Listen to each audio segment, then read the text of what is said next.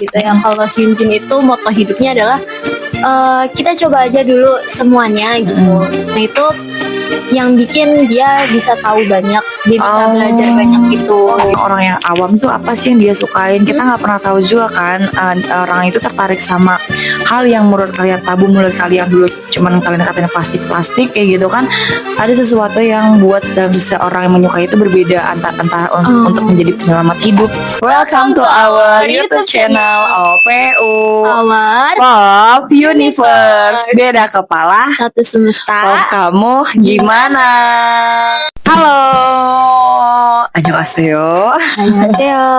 Ya, jadi hari ini Dewi sama Lea mau bahas tentang pelajaran hidup apa yang dipelajari dari bias K-pop Dewi sama Lea gitu ya kan. Kalau sebelumnya kita ya kan, kalau sebelumnya kita sudah bercerita tentang kesukaan K-pop kita ya kan, as grupnya siapa aja. Sekarang kenapa sih bukan kenapa, apa sih yang bisa kita pelajarin dari makna hidup ini, karena kan dari setiap orang pasti ada pelajaran hidupnya gitu kan. Nah ini kan dari bias idola kita nih, dari K-pop gitu, dari Lea. Coba siapa ya dan apa pelajarannya? Dan apa pelajarannya? Karena waktu itu my first bias itu adalah RM, Rap Monster ya. Rap Monster, ketua BTS. Bener. Itu sebenarnya pelajaran hidupnya ya waktu awal-awal banget. Sukanya kan pertama ya visual dulu, tapi ternyata pas diulik dia adalah orang yang tidak gampang menyerah gitu. Karena kan sebelumnya si BTS ini karirnya juga hampir nggak bertahan kan, tapi karena ada satu lagu, kalau nggak salah judulnya Save Me, itu langsung naik lagi. Tadi itu kayak udah lagu terakhir, kalau nggak bisa naik juga nggak ada tuh. Tapi gitu. Karena never give up gitu kan, nggak pernah menyerah, mencoba terus, akhirnya naik dan sekarang sebesar itu. Itu kayak cukup bagus gitu, bagus ya. Maksudnya kayak emang harus ditabrakin dulu gitu, harus ditabrakin dulu gitu. Berarti poinnya adalah tidak gampang menyerah. Benar. Ada lagi kah selain tidak gampang menyerah?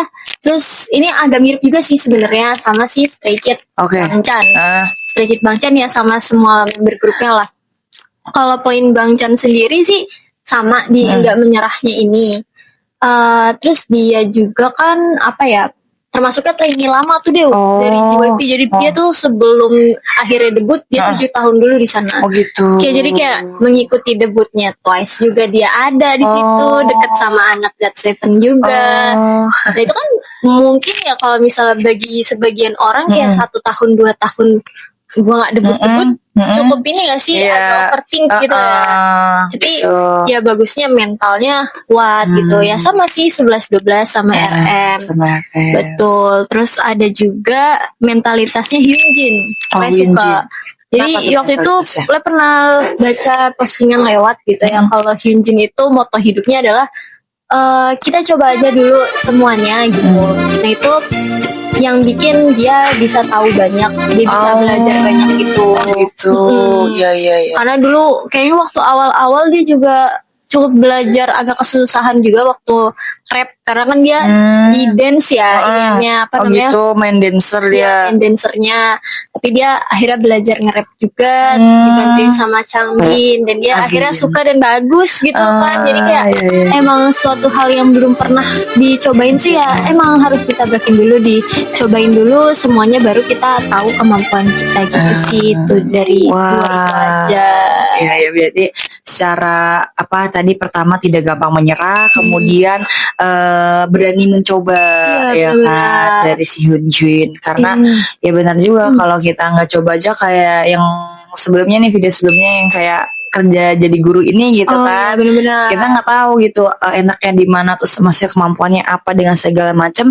Kalau memang maksudnya dirasa udah nggak bisa, karena berarti udah tahu tuh dicobanya. Tapi kalau misalkan takut gitu, gini nanti begini, nanti begini, cuma dengerin apa kata orang, nanti gitu. Begini terus katanya begini lah, itu kan baru nanti, itu dari pengalaman orang. Kamu belum ngerasain pengalamanmu sendiri. Benar-benar itu yang harus digarisbawahi gitu ya, mencoba aja dulu, Betul. Kalau dari Lea nih, kalau dari Deudeu Kalau dari siapa? Dewi pasti adalah EXO.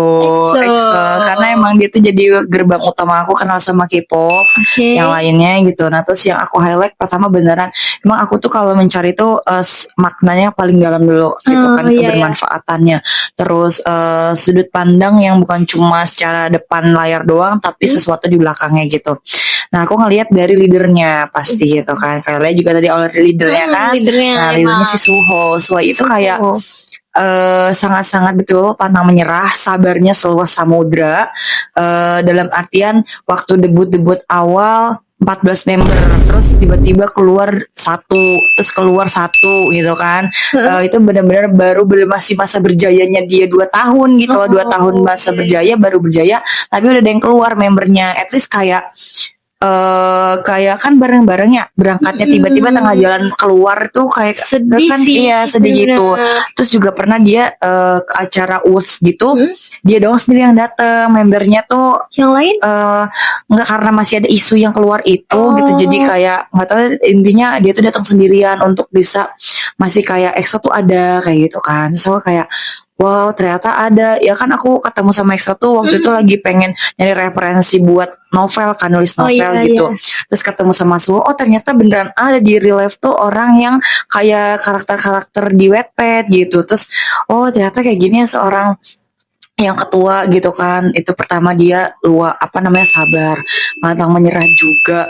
Kemudian dengan terpaan yang dari dalam dan luar, dia tuh masih juga mengayomi anggotanya gitu loh. Mengayomi anggotanya untuk masih tetap satu utuh lah EXO yang bahkan sampai sekarang pun dipertahankan ya dengan kabar CBX ya ampun, CBX-nya tidak ikut comeback, yang tidak disangka kita berpikir Lay yang tidak bisa ikut, ternyata Lay bisa tapi CBX-nya nggak bisa. So beneran yang perjuangan EXO semua yang pada akhirnya kan itu 2 keluar, habis itu makin kesini keluar 1 lagi itu kan, berapa sih 12, terus keluar 3 tuh akhirnya, jadi 9 beneran keluar grup juga 3. Iya 12 itu keluar 3, keluar grup agensi juga, grup juga. Nah member Cina, dan yang masih bertahan member Cinanya hanya si Lai ya, masih Yumin sama Chen sih. Dulu dia sepulit Cina, cuman sekarang kan di Korea. Dia orang Korea kan. Nah si Lai juga pantangan juga lagi gitu loh, karena karena Lai juga punya agensi sendiri gitu kan. Terus waktu itu memang dari negaranya Lai itu sangat dipentingkan di negara itu. Jadi kayak dia fokus nih solo gitu. Terus dari sikapnya si pelajaran hidupnya lagi sama dari Chenyol juga kayak Hyunjin, sangat tidak pantang menyerah. Chenyol itu apalagi ambisius, benar-benar kalau dia emang itu sesuatu yang baru, emang benar dia harus bisa sampai tuntas. Iya itu ambisius kan, aku kayak emang nih orang cukup over, tapi di samping sisinya lain emang terus dia juga orangnya nggak mau kalahan. Kalau di sesuatu sesuatu kompetitifnya parah. Kataku kayak di sisi lain, tapi aku ngelihatnya tuh baru diajarin tapi dia mau berusaha ngerti gitu loh, mau berusaha emang belajar. Di konten-konten dia yang sekarang solo aja dia kayak ngonten waktu itu kayak bikin kerajinan tangan. Terus habis itu yang belum saya aku tonton tuh tadi dia jadi pembersih di kandang jerapah ya kayak gitu. Apa itu nama programnya? Tidak, soalnya channel dia sendiri gitu, emang vlog gitu lah, ngevlog dia sendiri, bukan kayak dari benar-benar punya mandiri gitu lah ya. Kata aku kayak terus kalau misalnya lagi sama kelompok sama timnya atau sama membernya gitu ya, beneran emang yang mau benar-benar berusaha dulu sekeras mungkin. Dan emang dia multi talent di sejarah alat musik. Dia rapper di EXO kan rapper. Terus abis itu dia juga soloisnya juga nulis lirik sendiri di EXO juga. Terus gitaris, bass, drum, terus piano juga ada. Bener-bener yang kayak dia tuh juga mainnya sama Raden. Raden itu ada di DJ Jaden apa Raden ya? Raden. Aku lupa. Raden maksudnya kayak agak jauh gitu. Di apa aku lupa, pokoknya DJ-nya di SM ada Raiden kayaknya deh. Raiden ya itu deket juga tuh sama si Chenyol karena mereka suka kolaborasi. Jadi kayak dari semua karakternya bias dalam artian mungkin orang-orang yang awam tuh apa sih yang dia sukain, kita nggak pernah tahu juga kan. Orang itu tertarik sama hal yang menurut kalian tabu, menurut kalian dulu cuman kalian katain plastik kayak gitu kan. Ada sesuatu yang buat dalam seseorang yang menyukai itu berbeda antara untuk menjadi penyelamat hidup, menjadi apalagi tuh misalnya penyelamat hidup kayak kesenangannya, pelampiasan dari dari real life-nya yang nggak baik gitu kan. Dan salah satunya adalah pelajaran hidup ini, karena pertama yang K-pop itu kan juga dia menari dance, terus abis itu lagu berkarya tuh kan ada sesuatu yang dihasilkannya, terus ada kerja kerasnya itu yang kayak dia pernah nggak sih kayak ngelihat di shoot gitu kayak sampai jam 3 malam, jam 4 pagi. Iya. Maksud gue emang seketat itu loh gitu. Betul, udah gitu kerja kerasnya juga luar biasa kayak sampai pagi gitu, malahan justru emang bangun siang sih. Cuma udah sampai pagi deh. Iya sih. Pagi. Iya gitu. Kayak pelajarannya kayak gitu. Terus pertama juga mental dia secara ketemu sama audiens, dalam artian sama fansnya, karena dari yang aku tonton tuh si EXO juga misalkan ada konser lagi baru konser kayak merasa deg-degan masih kayak gitu, maksud gue kayak kan lu udah biasa nih bertahun-tahun pengalaman, tapi ternyata ada juga euforianya deg-degannya, berarti maksudnya itu adalah hal yang wajar gitu. Terus dari Yongji itu kan dia punya variety show di rumahnya dia sendiri. Aku tuh kebawa banget energinya dan cara-cara bagaimana dia untuk berinteraksi sama tamu-tamunya, dalam artian dia tuh fun banget kan orangnya, dan itu nular banget gitu untuk kayak aku bercanda sama teman-teman saat ngobrol interaksi tuh kayak gitu. Jadi kayak pelajarannya tuh emang berbagai sudut pandang sih gitu. Terutama yang kayak tadi kalau EXO si Suhonya memang tidak pantang menyerah, sabar, terus Chenyol yang kompetitif, terus juga mau memang mengeksplor hal-hal baru. Kemudian mereka juga tahan membanting mentalnya ketika dihujat, ketika tidak disukai, apalagi fans Korea tuh sangat-sangat fanatik banget kan, sampai sasaeng-saeng. Iya, seremnya itu yang Dio, sumpah tahu kan yang kasusnya Dio itu kan parah banget, sampai Dio dulu tuh sekaku itu sempat sempat tersenyum gitu di layar kaca sampai ada sasaeng itu jadi menutup diri, tapi alhamdulillah sekarang dia sudah lebih fun kalau dari agensi Pink. Tapi lo juga suka sih sama si agensi JYP ini karena kayak dia tuh menurutku mengutamakan banget yang namanya si attitude ini, makanya jarang banget dengar ada skandal yang dari si JYP gitu. Terus kayak dia kan sering comeback juga ya, mungkin lo mikirnya kayak dia juga kayaknya semuanya diterabas deh, semua yang kayak ini yaudah dicoba aja dulu semuanya, cuma jadi kayak overwork sih. Gitu. Kayak Twice aja kan masa kayak setahun bisa 2 kali comeback. Wow. Wah, capek banget. Iya. Iya lagi, belum lagi ada tur-turnya ya. Mereka tur comeback ya itu. Iya sih. Namanya orang ya di dunia, ya ibaratnya dunia luar gitu. Yang mereka tuh dari EXO juga aku belajar artinya kesetiaan. Kenapa tuh? Karena pas waktu mereka wamil nih, zaman-zaman benar-benar EXO wamil 2022 23 gitu.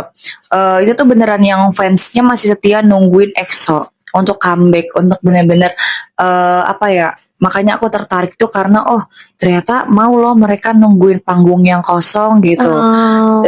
Terus kayak ternyata emang si idolnya juga tuh mau memperformakan yang terbaik juga dengan membalas kesetiaannya itu dengan setianya lagi, berarti kayak itu bukan cuma hubungan antara fans yang biasa-biasa aja gitu, ada sesuatu yang dipelajarin yang kayak gitu kalau dari aku memandang sudut pandangnya gitu. Nah ada juga tuh satu lagi Jihyo Toys. Twice, Iya, Jihyo Twice yang si leader. Menurutku dia adalah salah satu sosok idol yang sangat mencintai pekerjaannya gitu. Jadi pas tampil kayak ya udah nothing tulus aja gitu. Kayak bagus sih. Maksudnya kayak emang setiap kita juga harusnya seperti itu. Setiap pekerjaan atau setiap yang kita alami udah kayak jalanin aja dengan enjoy biar outputnya juga bagus gitu. Itu lagi ya. Karena ketulusan itu benar-benar bakal nyampe. Bener. Satu lagi sama si Baekhyun. Baekhyun itu dia main vokal. Tapi dia yang udah seterkenal ini, sudah sehebat itu vokalnya, dia tetap les. Dalam artian kata gue kayak, loh udah bagus kok masih butuh lesnya gitu loh. Terus kata gue, oh berarti emang tetap walaupun udah bagus, udah perfect, tetap harus belajarnya lagi tuh dikoreksi sama gurunya, nggak yang cuma puas sampai gue udah terkenal, gue udah album penjualan banyak, gue udah terkenal grupnya, tapi emang tetap masih belajar. Itu yang kayak gitu ya, ternyata tetap belajar. Iya sih, berarti kayak emang nggak ada putusnya tuh belajar itu tuh ya. Iya betul sekali ya. Wah, ternyata itulah pelajaran sedikit apa yang dari POV Lea sama Dewi, dari kita belajar dari bias-bias K-pop kita, nggak cuman kita nerabeng bareng teriak-teriak gitu kan, tapi dari bias-bias kita tuh ada pelajaran hidup yang berharga juga buat kita, karena kan pada dasarnya juga kita tuh belajar tuh dari pengalaman ya kan, pengalaman adalah guru terbaik gitu.